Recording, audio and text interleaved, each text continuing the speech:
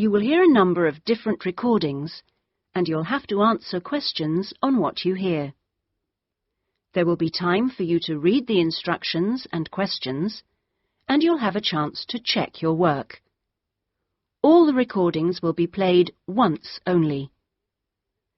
The test is in 4 sections. At the end of the test, you will be given 10 minutes to transfer your answers to an answer sheet. Now turn to Section 1. Section 1. You will hear a conversation between a customer and a salesman at a car showroom. First, you have some time to look at questions 1 to 4.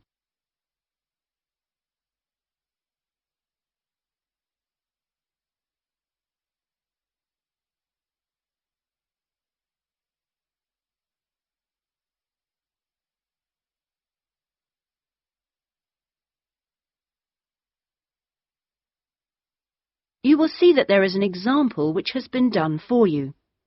On this occasion only, the conversation relating to this will be played first.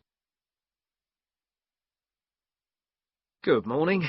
Please take a seat. How can I help you? Well, I'm thinking of buying a new car and I'd like some advice. Sure, yes. Had you got any particular make in mind? I'm interested in a leader. I've had one before and liked it, but I haven't really made up my mind. The customer states that she is interested in a leader, so leader has been written in the space. Now we shall begin. You should answer the questions as you listen, because you will not hear the recording a second time. Listen carefully and answer questions 1 to 4. Good morning. Please take a seat. How can I help you? Well, I'm thinking of buying a new car and I'd like some advice. Sure, yes. Had you got any particular make in mind? I'm interested in a leader. I've had one before and liked it, but I haven't really made up my mind. Sure. We've got various models.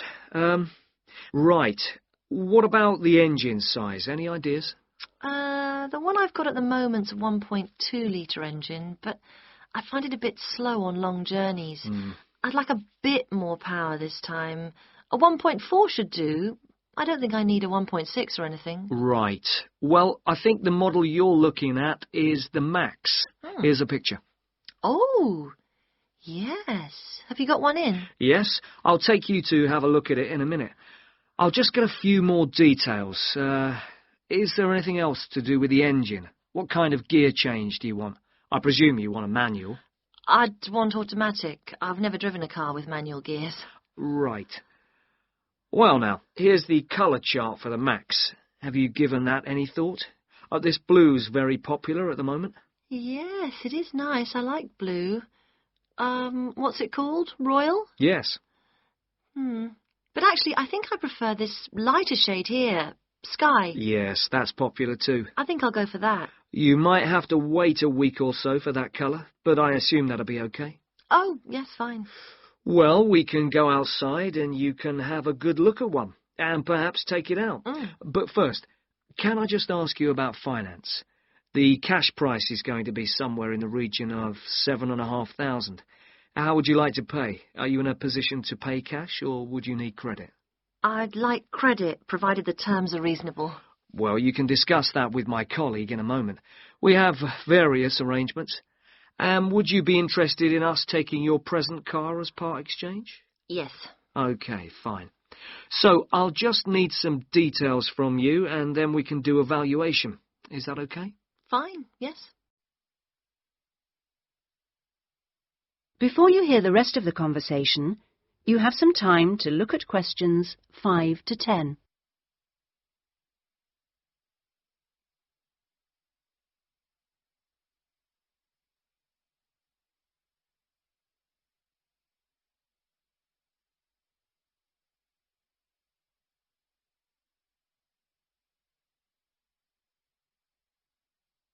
Now listen and answer questions 5 to 10. Could I have your full name? Wendy Harries. That's Harries. And is that Mrs., Miss, Ms? It's Doctor, actually. Oh, right. And your address? 20 Green Banks. Is that green spelled as in the colour? Yes, that's right. OK. Alton. Is that Olton? Not quite. It begins with an A, not an O. Oh, yes, that's in Hampshire, isn't it? That's right. And do you know your postcode? Yes, it's GU8 9EW. Do you have a daytime phone number? Well, I work at the hospital, but it's a bit difficult to get hold of me. I can give you a number just for messages, and then I'll get back to you when I can. Is that okay? That's fine. It's 0798 257 643. Fine. And about the car you have now, what make is it? It's a Conti. Do you know the year or the model name? I think it's 1996, and it's called a Lion, like the animal. Then it must be 1994, because they brought out the Fox after that. Oh, right, yes. Mileage, roughly? I'm not sure. I know it's less than 70,000. OK. What colour is it? It's grey, metallic grey. Right. And one last thing. What sort of condition would you say it's in? I'd probably describe it as reasonable. Do you need to see it? It's parked outside. Not at the moment, no.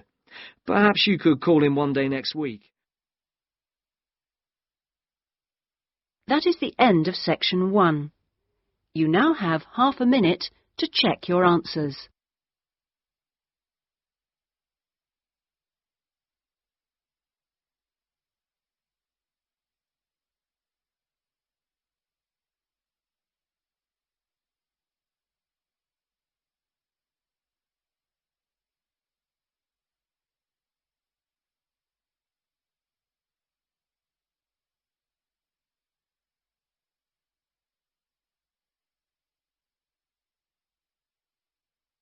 Now turn to section 2.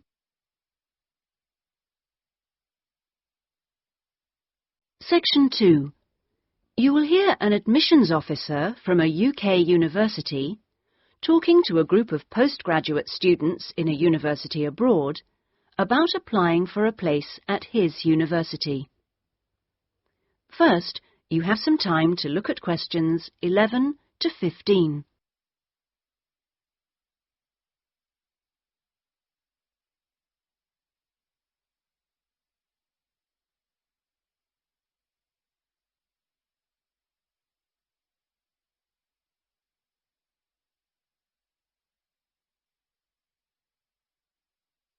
Now listen carefully and answer questions 11 to 15. As I said earlier, there is, I think, at Rexford an excellent combination of physical and geographical advantages, as well as having a rural setting and still being close to central London. Something that will certainly be of interest to you is that Rexford is just 35 minutes from London Airport. At Rexford, we have a strong research capability. We came 7th out of 101 universities in last year's research assessment, carried out by a government body, and did particularly well in your particular subjects, engineering and science. Actually, we got a top research grade of 5 for engineering, geography and computer sciences. One further point, and I know from talking to you individually that a number of you may be looking for some experience in industry after the course, is that all our science and engineering research departments have unusually close relationships with industry in the area. Anyway, that's enough sales talk from me. I'll just take a sip of this coffee that's just arrived, thank you, and then I'll say something about what actually happens when you apply. Right. Now, if you do decide to make an application, what you do is send it directly to me in my department. I will then immediately send confirmation and the application process begins. I'd like to say at this point that you shouldn't worry if this process doesn't work all that quickly. I mean, occasionally there are postal problems, but most often the hold-up is caused by references. The people you give as referees, shall we say, take their time to reply. Anyway, it's absolutely normal for this process to take 3 to 4 months. What I do in this period is keep in touch with you and reassure you that things are moving along. One of the ways we've devised to help you decide about applying, as well as later when you've been accepted, hopefully, is to put you in contact with, if possible, a student from your own country who is at present studying with us. What you can do is phone them up, we will of course liaise between you, and discuss your concerns with them. That way you can get an objective opinion of what you can expect if you come to live and study at Rexford. Not only the academic atmosphere, but important details like what the leisure facilities are like, and whether the English weather and food are really as awful as everybody says. No. If you decide you can face it, the contact can also help you just before you leave with tips on what to pack and that sort of thing. At the moment, I think we've got 2 second-year students and 1 postgraduate from this country. Before you hear the rest of the talk, you have some time to look at questions 16 to 20.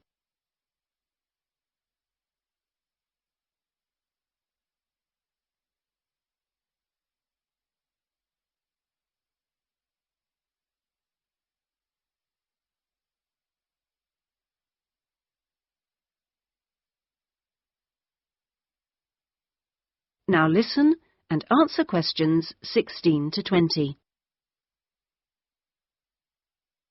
Now, to move on to the other concerns you expressed earlier.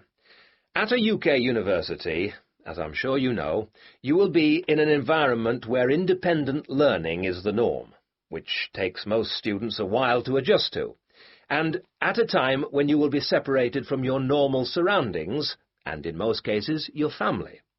This can be a difficult time. But remember that something like 25% of our student body are international students like yourselves, and that there are several organisations in the university and city whose main purpose is to offer help and ensure that your time with us is enjoyable and useful. 1 or 2 of you touched on the subject of accommodation earlier, so I'll just add a few points. It is the university's policy to give priority in the allocation of residence places to 3 categories, and those are visiting students, exchange students, and new postgraduate students. However, demand exceeds supply, so there is still a need to put your name down early for campus accommodation, particularly if your family is accompanying you.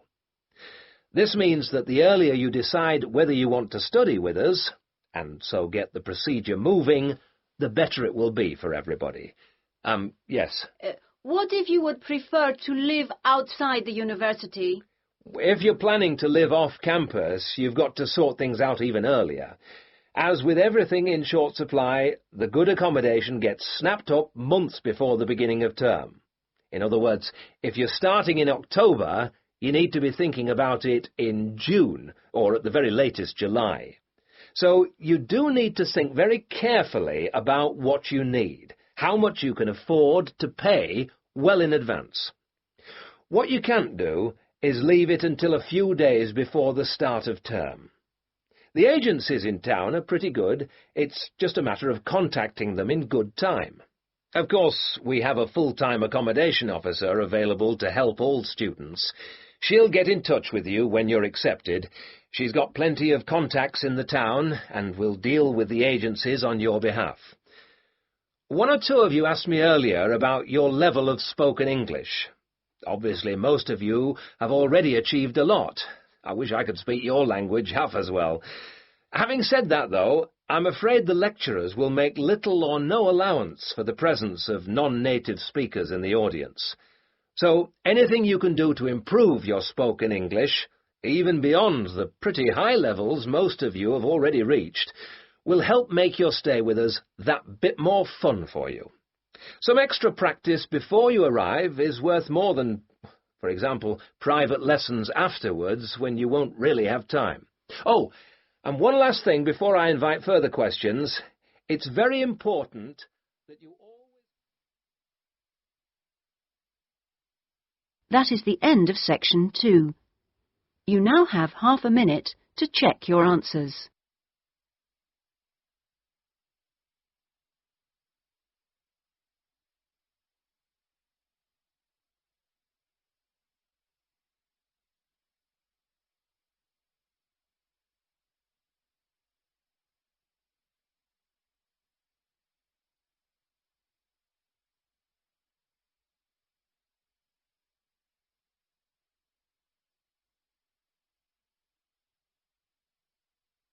Now turn to section 3.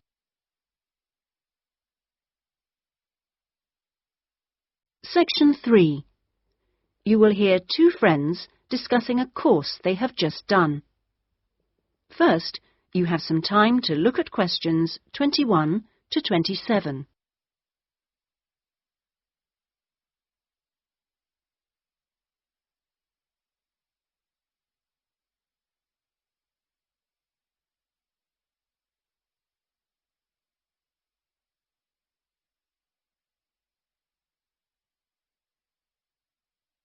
Now listen carefully and answer questions 21 to 27. Oh, Ben, I just remembered I never filled in that form for Nick. Ah. Did you do it? The course feedback form? Yes. If you want, we can do it together. I've got mine here. Is that okay? Yeah. Okay. Let's have a look then. What do we have to do? Let's fill in the top first. Let's see. Course code. It's communication in business. Okay. Communication in business. I do know that, but what's the code? CB16 something. CB162, isn't it? That's it. Okay. And dates. When did we start? I remember my birthday's on May 4th, and it was the day after. It must have been May 5th. Gosh, doesn't seem that long ago, does it? No. And we finish at the end of this week on Friday, so that's July 15th. 16th. Oh. Monday was the 12th. Yeah. Right, that was the easy bit. Now, let's have a look. Please give your comments on the following aspects of the course. Okay, what's the first one? Oh, course organisation. What do you think? Clear. It was, wasn't it? Yeah, I think the organisation was clear. Okay, anything else for course organisation? It was a good thing he gave us the course outline at the beginning in the first session. That was useful, so I'll put that down, shall I? Yeah. Now, going on to suggestions for improvement, one thing that wasn't so good, I think we could have done a bit more work at the beginning. I mean, at the beginning it seemed dead easy. Yeah. I thought it was going to be really easy, and then all of a sudden in the second half of the course, we got a whole load of work. Yeah. Reading to do and essays and things. Yeah, it'd be better if it was more even. Okay, now, course delivery. Does that mean teaching? Yeah, I suppose so. Well, what I thought was really good on this course was the standard of teaching. Actually, I mean, some of the teachers were better than others, but the standard generally was fine. Much better than other courses I've been on. Yeah, I agree. Let's put that then. Okay. What about suggestions for improvement? I didn't think it was all that wonderful when we had great, long group discussion sessions that went on for hours and hours. Right. I don't mean we shouldn't have group discussions, just that they shouldn't go on too long. Before you hear the rest of the discussion, you have some time to look at questions 28 to 30.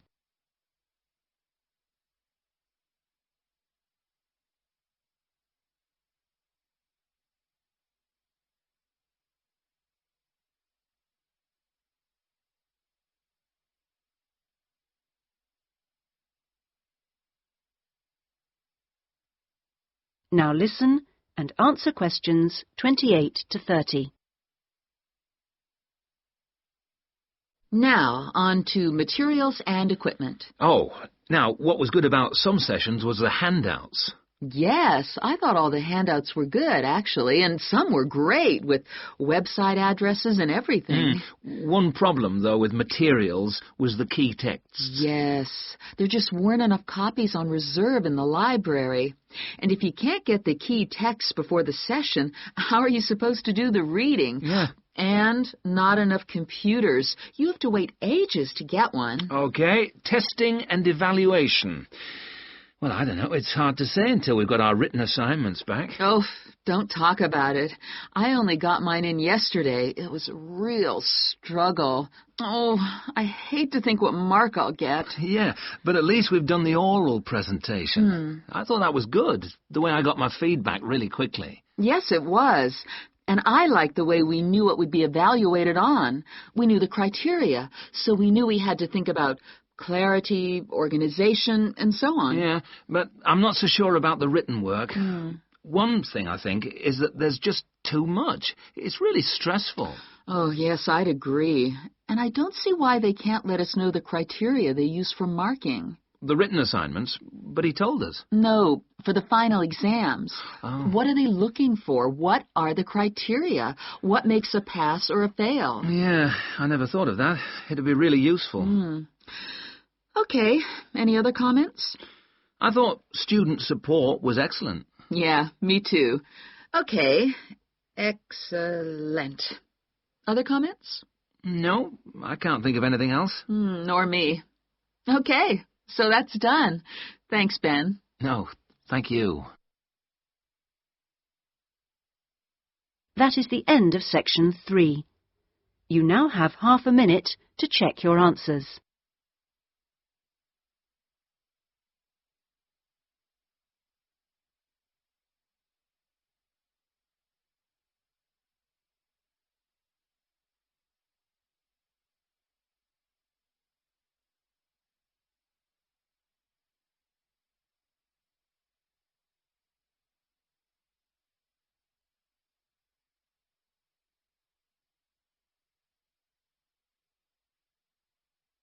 Now turn to section 4.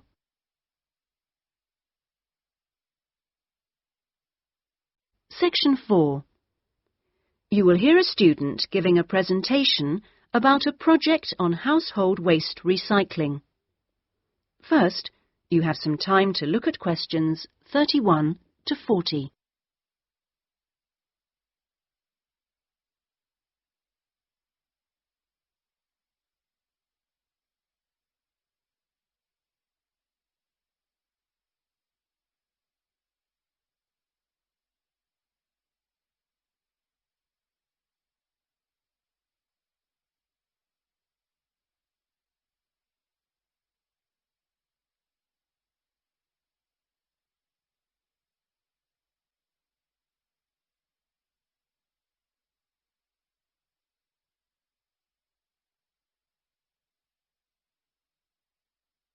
Now listen carefully and answer questions 31 to 40. Well, my group has been doing a project on how household waste is recycled in Britain. We were quite shocked to discover that only 9% of people here in the UK make an effort to recycle their household waste. This is a lower figure than in most other European countries, and needs to increase dramatically in the next few years if the government is going to meet its recycling targets. The agreed targets for the UK mean that by 2008 we must reduce our carbon dioxide emissions by 12.5% compared with 1990. And recycling can help to achieve that goal in two main ways. The production of recycled glass and paper uses much less energy than producing them from virgin materials, and also recycling reduces greenhouse gas emissions from landfill sites and incineration plants. As part of our project, we carried out a survey of people in the street, and the thing that came up over and over again is that people don't think it's easy enough to recycle their waste. One problem is that there aren't enough drop-off sites. That is, the places where the public are supposed to take their waste. We also discovered that waste that's collected from householders is taken to places called bring banks for sorting and baling into loads. One problem here is taking out everything that shouldn't have been placed in the recycling containers. People put all sorts of things into bottle banks, like plastic bags and even broken umbrellas. All this has to be removed by hand. Another difficulty is that toughened glass used for cooking doesn't fully melt at the temperature required for other glass, and so that also has to be picked out by hand. Glass is easy to recycle because it can be reused over and over again without becoming weaker. 2 million tons of glass is thrown away each year. That is 7 billion bottles and jars.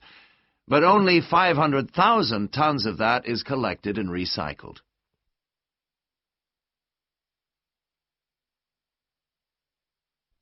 Oddly enough, half the glass that's collected is green, and a lot of that is imported, so more green glass is recycled than the UK needs. As a result, new uses are being developed for recycled glass, particularly green glass. For example, in fiberglass manufacture and water filtration. A company called CLF Aggregates makes a product for roads, and 30% of the material is crushed glass. For recycling paper, Britain comes second in Europe with 40%, behind Germany's amazing 70%.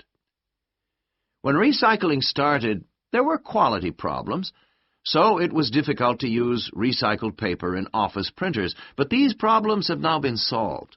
And Martin's, based in South London, produces a range of office stationery which is 100% recycled, costs the same as normal paper, and is of equally high quality. But this high quality comes at a cost in terms of the waste produced during the process. Over a third of the waste paper that comes in can't be used in the recycled paper, leaving the question of what to do with it. One firm, PaperSave, currently sells this to farmers as a soil conditioner, though this practice will soon be banned because of transport costs and the smell, and the company is looking into the possibility of alternative uses. Plastic causes problems because there are so many different types of plastic in use today, and each one has to be dealt with differently.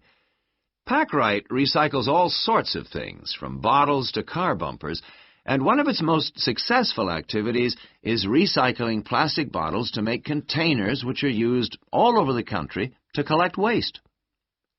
The Save a Cup scheme was set up by the vending and plastics industries to recycle as many as possible of the 3.5 billion polystyrene cups used each year.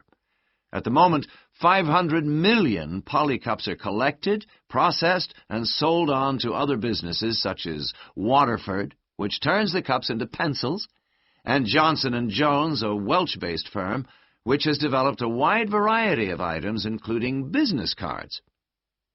Well, to sum up, there seems to be plenty of research going on into how to reuse materials. But the biggest problem is getting people to think about recycling instead of throwing things away. At least doing the research made us much more careful. That is the end of section 4. You now have half a minute to check your answers.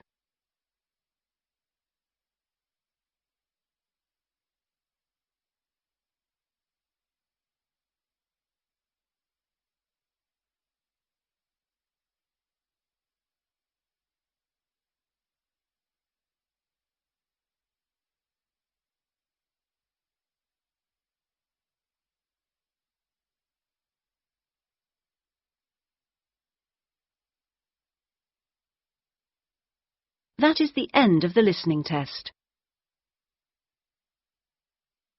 In the IELTS test, you would now have 10 minutes to transfer your answers to the listening answer sheet.